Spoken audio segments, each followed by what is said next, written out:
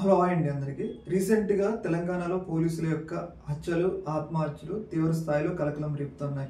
మనం చూసుకున్నట్లయితే రీసెంట్గానే ఇబ్రహీంపట్నం దగ్గర ఒక మహిళా కానిస్టేబుల్ని తన తమ్ముడు ప్రేమ పెళ్లి చేసుకుందని చెప్పేసి చాలా దారుణంగా చంపిండు. ఈ సంఘటన పక్కన పెడితే అదే ఆ రోజే జరిగిన ఇంకో సంఘటన వాజేడు చేస్తే ఒక మహిళ వలలో పడి ఆ మహిళ బ్లాక్మెయిల్ చేయడం ద్వారా ఆయన కూడా సూసైడ్ చేసుకొని చనిపోవడం జరిగింది. అయితే అదే స్థాయి సంఘటనలు ఇప్పుడు ఈ రోజైతే జరిగింది. అది చాలా దారుణమైన సంఘటన. ఏంటి అంటే బిక్కనూరు ఎస్ఐగా పనిచేస్తున్న ఈయన బిక్కనూరు ఎస్ఐగా పనిచేస్తుంటూ ఈమె బిక్కనూరుగా పోలీస్ కానిస్టేబుల్గా బిక్కనూరులోనే ఈయన కింద పోలీస్ కానిస్టేబుల్గా పనిచేస్తుంది. అయితే వీళ్ళిద్దరి మధ్య వివాహేతర సంబంధం ఏర్పడిందంట. అయితే వీళ్ళిద్దరి మధ్య కూడా వివాహేతర సంబంధం ఏర్పడింది. అయితే వీళ్ళ ముగ్గురు ఇష్యూస్లో అంటే వీళ్ళ ముగ్గురు కూడా ఆమె విషయంలో గొడవ పడతా ఉన్నారు.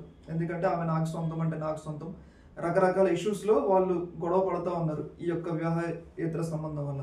అయితే ఈ యొక్క ఇష్యూలో మరి ఏమైందో ఏమో తెలియదు కానీ నిన్న కామారెడ్డికి సంబంధించిన ఒక చెరువు సంథింగ్ ఎక్కడ అంటే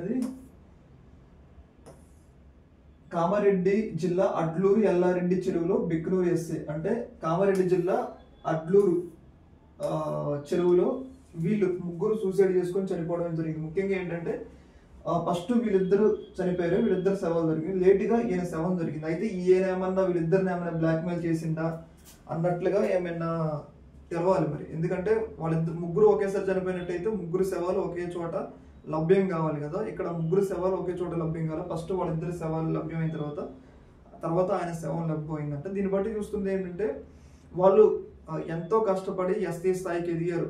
మనం చూసుకుంటే వాజేడుకు సంబంధించిన ఎస్ఐ ఇన్సిడెంట్లో కానీ వాళ్ళు ఎంతో కష్టపడి ఎస్ఐ స్థాయికి ఎదిగినప్పుడు మినిమం ఇలాంటి చిన్న చిన్న ఇన్సిడెంట్ చిన్న చిన్న వ్యవహారాలతో వాళ్ళ నిండు జీవితాలు ఆగం చేసుకుంటారు. ఆల్రెడీ ఎస్ఐకి పెళ్ళి 2 పిల్లలు ఉన్నారంట. ఆమెకి అయితే పెళ్ళయింది, పిల్లలు ఉన్నారు లేదు తెలియదు. ఆయన యొక్క భర్తతో విడాకులు అయితే తీసుకుంది.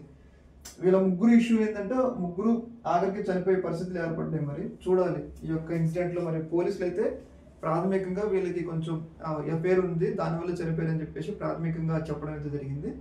మరి పోలీసులు పూర్తి ఇన్వెస్టిగేషన్ తర్వాత ఏం చెప్తారో చూడాలి. ఇప్పటికే ఈ యొక్క కేసుని సింధు శర్మ టేకప్ చేశారు. ఐపీఎస్ ఆ జిల్లా కామారెడ్డి జిల్లాకు సంబంధించిన ఎస్పీ సింధు శర్మ టేకప్ చేశారు. చూడాలి మరి ఈ యొక్క ఇష్యూలో వాళ్ళు ఏం చెప్తారు అనేది. ఓకే మరి.